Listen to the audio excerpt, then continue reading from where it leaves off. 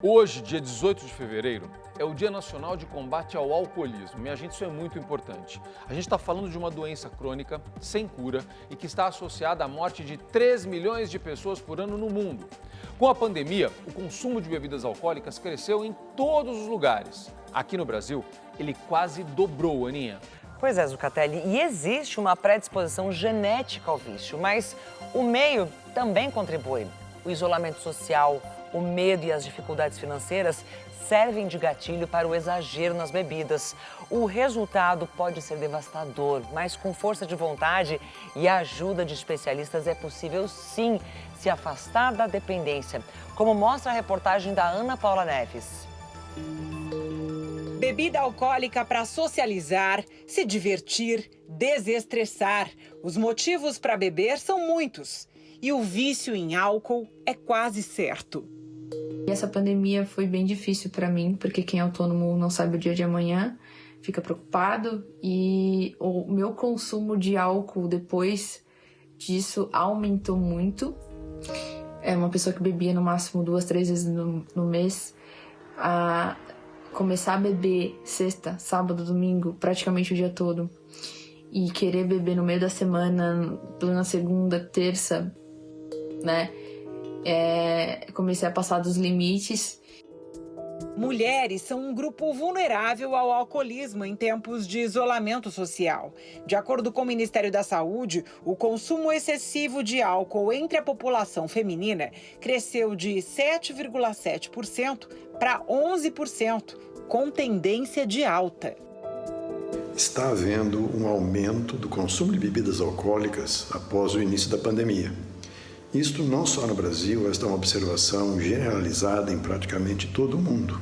Uma pesquisa indicou que a venda de bebidas alcoólicas no Brasil aumentou quase 94% logo no início da pandemia. Quando as pessoas passam a ficar mais tempo em casa, sem ter que cumprir horários, aquele aperitivo que ia tomar no bar após o expediente ou mais em fim de semana, na sexta-feira, isto vira qualquer hora em casa. O isolamento social, o risco de se contaminar pelo coronavírus, o medo do desemprego, as dificuldades financeiras também fazem parte de um conjunto de fatores que podem ter no álcool o efeito tranquilizador. E aí está o perigo. Muita gente me pergunta se existe uma linha que separa a pessoa que bebe muito da que não bebe. Na realidade, hoje não existe aquela pessoa que bebe socialmente. Ou ela bebe ou ela não bebe.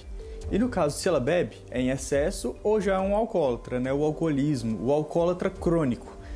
E isso aí é o que vai definir. Se a pessoa tem um discernimento, a pessoa consegue parar de beber, mesmo que ela extrapole naquele final de semana de forma muito exagerada, então ela ainda não passou. Ela está naquela linha tênue entre a pessoa só que bebe em excesso. Agora, se a pessoa começa a depender do álcool para fazer alguma atividade ou ficar com aquela ânsia de sair do trabalho e ir direto para o bar, aí sim já passou essa linha tênue.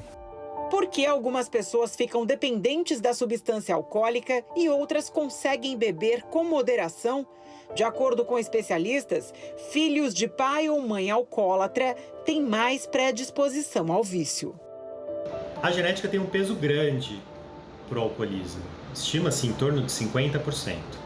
Os outros 50% são decorrentes de questões ambientais, sociais. Um exame genético simples feito a partir da saliva pode indicar se o risco de alcoolismo vem de família. A gente analisa um dos marcadores genéticos que tem maior relevância para o alcoolismo. Nessa análise, você consegue dizer se você tem um marcador que aumenta a chance de você desenvolver um alcoolismo ou se você não tem e tem um risco padrão. Cerca de 3 milhões de pessoas morrem no mundo inteiro todos os anos em consequência do uso excessivo de bebidas alcoólicas, de acordo com a Organização Pan-Americana de Saúde. O tratamento depende do grau de dependência. Quando a mente está afetada, quando o psiquismo está afetado, quando temos problemas psicológicos, aí o tratamento em geral é psiquiátrico. É preciso uma etapa inicial de abstinência, o indivíduo precisa se desintoxicar do álcool e em seguida ver o que precisa ser tratado. Com muita frequência, a depressão se associa ao álcool. Nesses casos, antes de tratar a depressão, nós temos que tratar a síndrome de dependência do álcool.